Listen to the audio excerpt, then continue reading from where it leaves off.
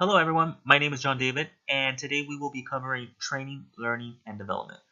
The group consists of myself, Regina, Jonathan, Shakira, Pauline, and Tara. And today we wanted to cover some strategies and theories and applications pertaining to training, learning, and development that you can take back to your own agency and try to improve on any processes.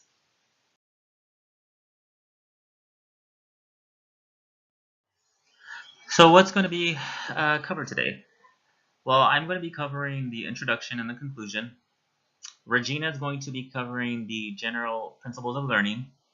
Jonathan and Shakira have decided to break apart training strategies, so they will both be covering training strategies in two different sections. Pauline will be discussing organizational learning strategies. And then finally, Tara will be discussing managing changes and application. And one of our last slides, there will be some questions for you to answer and take back to your workplace and see if it applies there and kind of dissect your own training policies and strategies that you have in your work environment.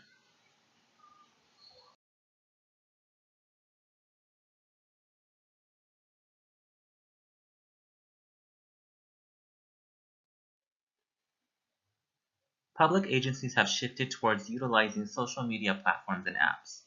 New skills and abilities are needed in order for public agencies to stay current. Training and development is now viewed as a critical element in the success of an agency. So what's the difference? Well, when it comes to training, I always like to think about it from the current perspective. The efforts to increase knowledge, skills, and abilities in order for employees to excel in their current position. In comparison to development, where development is more about an effort to improve future performance by enhancing those skills in which will enable you to advance into higher positions. And then ultimately, it's all about learning. Are you learning? Are you being able to take what you're taught and comprehend it and apply it to your position?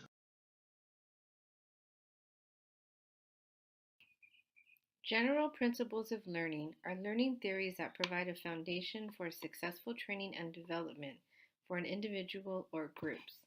General principles of learning are based on principles from cognitive psychology, behaviorism, and social learning.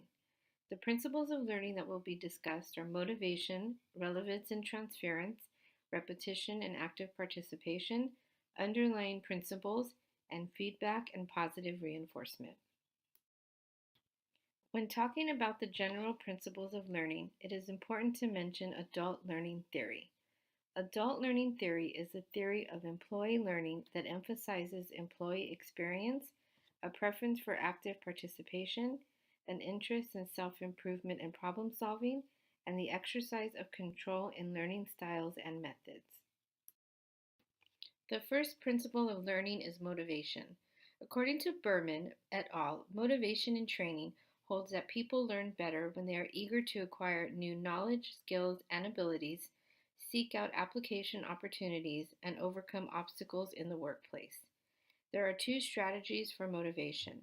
The first is that workers understand the need for what they are to do and how training and development fit into an organization's purpose.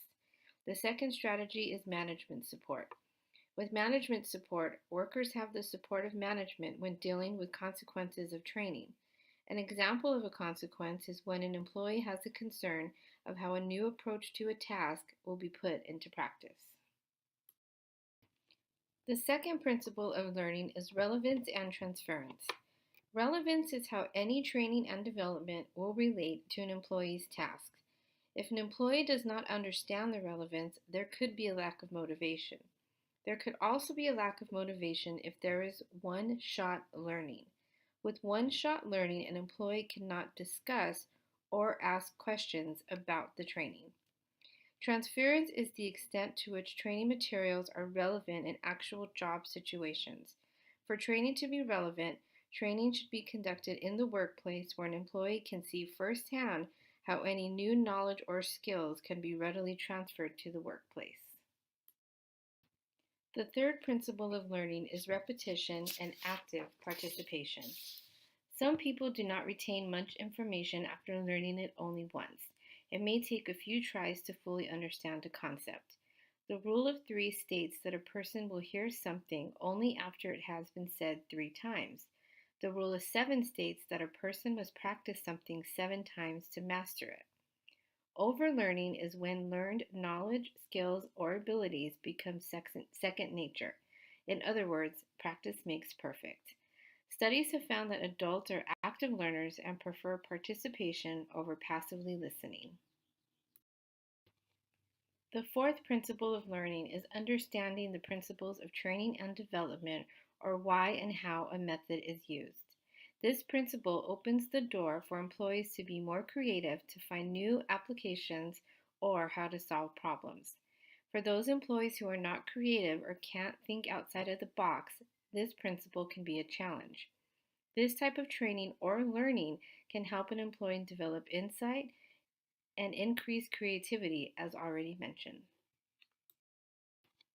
The final principle of learning is feedback and positive reinforcement. Training and learning are enhanced when feedback is immediate, direct, positive, or constructive.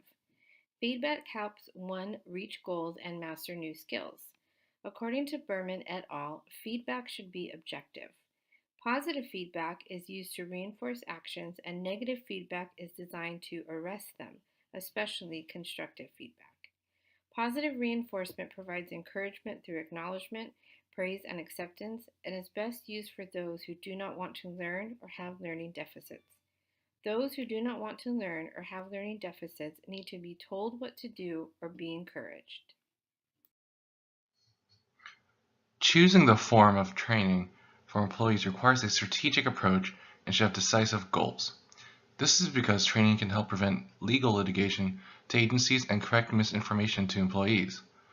Trainings also help make sure employees are knowledgeable in their duties, providing the best service to the people and organization they serve. There are numerous forms of training, and agencies need to pick the most appropriate one to accomplish their objective. The first type of training that will be covered, which is also the most common form, is the on-the-job training. This is when skills are learned through practical hands-on experience. It requires the coaching from a competent, knowledgeable, and willing employee for it to be successful. This form of training also allows for employees to practice multiple tasks at once, as well as the tasks of other employees, so they can cover their duties in the future if needed. However, employees still need to have a knowledgeable basis through formal training, which needs to be provided in a more controlled environment. One of the most traditional and common forms of training is an in-house seminar. It is the most effective and economic way to communicate necessary information to employees. Seminars can reinforce policies, legal matters of importance, and other workplace issues that need to be addressed. Seminars work well when they are shorter and in small groups. This allows for a more intimate setting where employees can ask questions and be engaged in the presentation.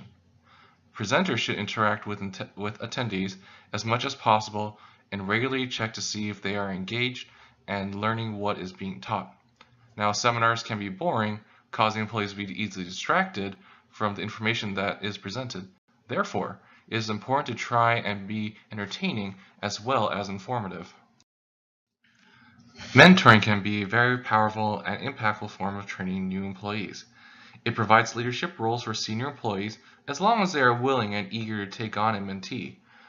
Unenthusiastic mentors can ruin the first impression of new employees and hamper the professional development. Strong mentees help newer employees avoid mistakes made in the past and assist in the development of their long-term goals and provides them with feedback for improvement. Mentoring has proved to be successful enough so that large companies commonly request that senior employees be mentors to their new employees. Web-based learning training have been popular within the years. Older workers tend to have more face-to-face trainings. However, other workers have been familiar with the web-based training due to the advantages such as reduces travel time and costs. Employees are also able to have an adequate amount of time to access the information and are able to participate in discussions. The advantages of having the web-based learning are the remote access, meaning employees do not have to travel far to attend trainings. They are able to access via internet, which reduces travel costs and time being used. The disadvantages of the web-based training are the lack of communication and feedback from the instructor. It is fading away due to technology. Due to the web-based learning, some employers provide employees with web-based developmental opportunities. The classes can include free languages classes such as Spanish or Chinese.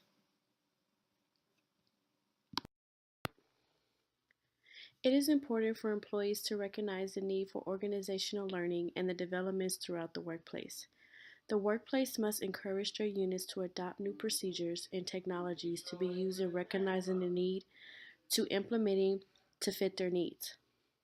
Creating innovation hubs would help employers and managers understand the challenges and find ways to execute the solutions.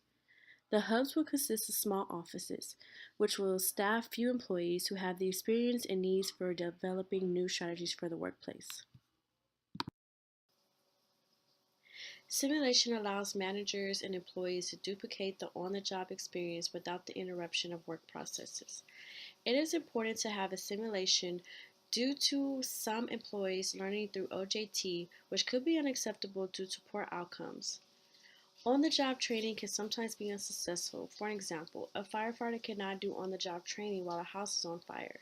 There must be some type of practice before being put out into the field. Vestibule training are separate areas that allows workers to practice skills or process without disrupting the work activities.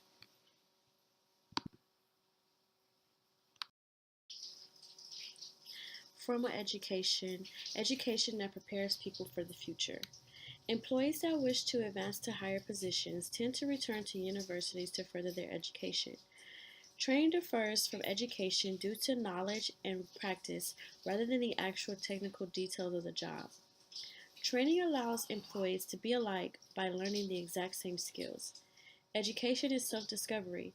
It makes the employee different than someone who is completing training. Education has become more accessible to full-time employees by offering distance learning and outreach efforts. Also, full-time employees geared towards certificate programs, which are courses from graduate or undergraduate programs. Some organizations may question, how will they gain from allowing employees to pursue their education? Employers feel if the employees are using the tuition benefits for returning back to further their education, the employees may never be promoted or may leave the company. Other agencies believe that offering a tuition benefit will attract highly qualified employees. Organization learning. The purpose of organization learning is so that agencies, departments, and individuals can start thinking about the stature of what and how they are currently doing and what they could or should be doing differently or better to improve, so that when change happens, public organizations are quick to respond by being vibrant, receptive, and forward-looking. Some forms of organization learning are new policies or services that are cost-effective. Issues of organization learning. Although organization learning is great, there are challenges and issues that can impede on its effectiveness. First is encouraging individuals to be open-minded and recognize that things can be done differently and better. Second is to get buy-in from different groups of people, to get on board and to support change. One example of effective organization learning is a city that installed subway station machines through which people could make small charitable donations using smart cards to increase funding for local nonprofits. Overcoming these issues, some things that senior management can do is to encourage and train people to think in new ways and ensure that they are supportive and involved in the organization learning process. Some effective organization learning strategies or approaches that management can take include idea development, leaders thinking, and change management. Idea development is a simple and effective learning organization strategy. It involves asking employees to submit new ideas for improving their own work, that of their work units, or that of the agency. It works best when it is part of an organization process that have management support, such as strategic planning or production processes. However, it does sometimes suffer from lack of management buy-in, which can be detrimental to the learning process when management support and constructive feedback are critical to the ideas that the employees propose. This approach alone is not enough, but adopting a significant number of new ideas would likely to increase responsiveness, performance, and innovation. A second effective learning organization strategy is leaders thinking. Any system is only as good as its leaders, and what that means is how leaders and managers are selected and evaluated matters greatly in determining the nature of an organization. Learning organizations need managers and leaders who are supportive in learning and the search for improvement that implies. Some of the leadership qualities include forward-looking, open to innovation, ability to implement change, and ability to bring out qualities in others. Shell developed a system of HAIR, which is an acronym that stands for Helicopter Analysis, Imagination, and Reality, as all necessary intellectual qualities of senior management. There are also specific qualities for what leaders and managers need to be able to do in forward-looking innovative organizations. While dynamic governance, which is thinking ahead, thinking again, and thinking across, implies a world with changes to which public organizations need to adapt and give leadership. It also requires the ability to understand how one's organization interacts with change. Organizational change should be anticipated as it is often continuous. Change can be characterized as large, one-time ordeals or, as is more often the case, reoccurring smaller events.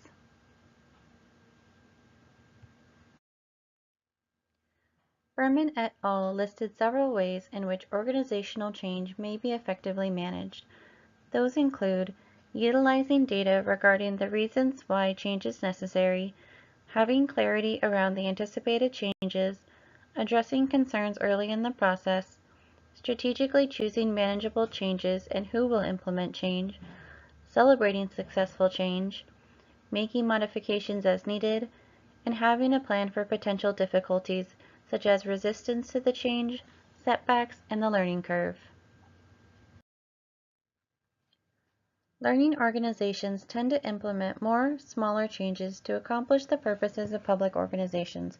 However, even small changes may have impactful, unanticipated consequences. In learning organizations, mentoring is promoted as a way to help train managers by passing on knowledge and cultivating the necessary skills to handle unanticipated events. By utilizing everyone within an organization, a manager may learn more while on the job. Mastery is about paying attention to everything. Ethics training serves as an example of the purposes of training and development. By implementing ethics training, organizations may attract new employees, retain current employees, reduce the potential legal exposure, and may reinforce job-specific ethical requirements. For example, ethics training for public managers may include information about accepting gifts, conflicts of interest, and the use of government resources. As we've discussed, ethics training will be most effective when part of an overall effort to increase awareness and strengthen desirable behaviors. The rule of three applies, as employees may need to hear the importance of an ethical rule multiple times from management. The rule of seven also applies, as ethical issues may be complex and require trial and error to implement new policies.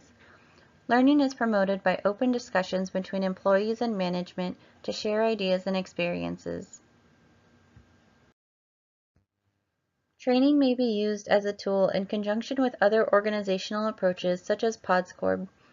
Overall, training is most effective when ingrained in the organization. Training and development is constantly changing in order to stay current with the relevant skills, knowledge, and abilities employees need.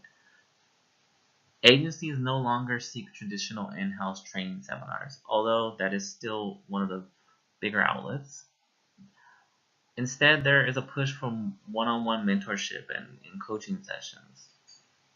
There's also a new drive for web-based interactive trainings that allow employees to be more engaged and comprehend the material that's being provided to them.